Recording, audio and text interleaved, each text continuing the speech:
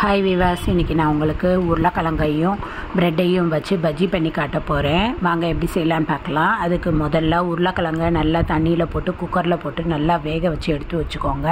ஒரு 3-4 விசில் வச்சு நல்லா வேக வச்சுக்கோங்க. வேக வச்சு அது நல்லா சூடு ஆறின உடனே அதில் இருக்க தோலெல்லாம் நல்லா உரித்து அதை இப்படி நல்லா தனித்தனியாக எடுத்து வச்சுக்கோங்க. வச்சு அதை நல்லா மசிச்சுக்கோங்க. அதை நல்லா மசித்து அதுக்கப்புறம் ஒரு பாத்திரத்தில் எண்ணெய் ஊற்றிக்கோங்க. ஊற்றிட்டு அதில் சின்ன வெங்காயத்தை பொடியாக நறுக்கி போடுங்க. போட்டு அது நல்லா ப்ரௌன் ஆகிற வரைக்கும் அது நல்லா வதக்குங்க. அது நல்லா ப்ரௌன் ஆனவுடனே அதில் நம்ம ஏற்கனவே மசிச்சு வச்சுருக்க உருளைக்கிழங்கையும் போட்டு அதையே நல்லா அதில் பெரட்டுங்க. அந்த எண்ணெயிலேயே அது கொஞ்சம் நல்லா வேகட்டும். அதுக்கப்புறம் அது கூட ஒரு 3/4 ஸ்பூன் அளவுக்கு காரம் போட்டுக்கோங்க. மிளகாப்பொடி போட்டுக்கோங்க. ஒரு 1/2 ஸ்பூன் அளவுக்கு மஞ்சள் பொடி போட்டுக்கோங்க. ஒரு 1 ஸ்பூன் அளவுக்கு கரம் மசாலா பொடி போட்டுக்கோங்க.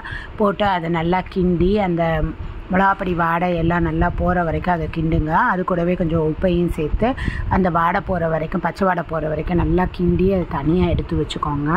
அதுக்கப்புறம் ஒரு பாத்திரத்தில் கடலை மாவு போட்டுக்கோங்க. நான் பஜ்ஜி செய்கிறதுக்கு வெறும் கடலை மாவு மட்டும்தான் யூஸ் பண்ணியிருக்கேன். தேவைப்படுறவங்க கொஞ்சம் வேணால் அரிசி மாவு ஆட் பண்ணிக்கோங்க. அந்த கடலை மாவு கூட கொஞ்சம் காரம் போட்டுக்கோங்க. ஒரு 1 ஸ்பூன் அளவுக்கு மிளகாப்பொடி போட்டுக்கோங்க. அது கூடவே கொஞ்சம் உப்பு போட்டு அதை கொஞ்சம் தண்ணி ஊற்றி நல்லா ஓரளவுக்கு குழன்னு இருக்க மாதிரி பிசைங்க. ஏன்னா தண்ணியாக பிசைஞ்சிட்டிங்கன்னா பஜ்ஜி நல்லா இருக்காது. அதனால் ஓரளவுக்கு குழன்னு இருக்கிற மாதிரி மாவை பிசைஞ்சு எடுத்து வச்சுக்கோங்க. ஒரு பாத்திரத்தில் எண்ணெயை ஊற்றுங்க. எண்ணெய் நல்லா சூடாகட்டும். சூடானதுக்கப்புறம் நான் கோதுமை ப்ரெட்டு தான் யூஸ் பண்ணுறேன். அந்த ப்ரெட்டை 2ஆக வெட்டி அதில் நடுவில் நம்ம ரெடி பண்ணி வச்சுருக்கேன் இந்த உருளைக்கிழங்கு மசாலாவை வச்சு அது மேலே இன்னொரு ப்ரெட் பீஸையும் வச்சு அதை நல்லா மாவில் இப்படி முக்கி அதை எண்ணெயில் போட்டு நல்லா பஜ்ஜியாக சுட்டி எடுங்க. இது சாப்பிட்றதுக்கு நல்லாயிருக்கும், டேஸ்ட்டாகவும் இருக்கும். இது ஈவினிங்கில் குழந்தைங்க ஸ்கூல் விட்டு வரவும், வீட்டுக்காரங்க வேலை விட்டு வரவும் சாப்பிட்றதுக்கு கடையில் வாங்கி சாப்பிட்றத விட இதை நம்ம வீட்லேயே செய்கிறது ரொம்ப ஆரோக்கியம். ஏன்னா கடையில் நம்ம கண்ட ஆயிலெலாம் யூஸ் பண்ணுவாங்க. இது வீட்டில் நம்ம நல்ல எண்ணெய் யூஸ் பண்ணுறதுனால நம்மளுக்கும் நல்லது, உடம்புக்கும் ஆரோக்கியம், நம்மளோட ஆயிலும் இதனால் நல்லா இருக்கும். அதனால் அந்த ஆயில் யூஸ் பண்ணுறதுக்கு பதில் நல்ல ஆயிலே யூஸ் பண்ணுங்கள்.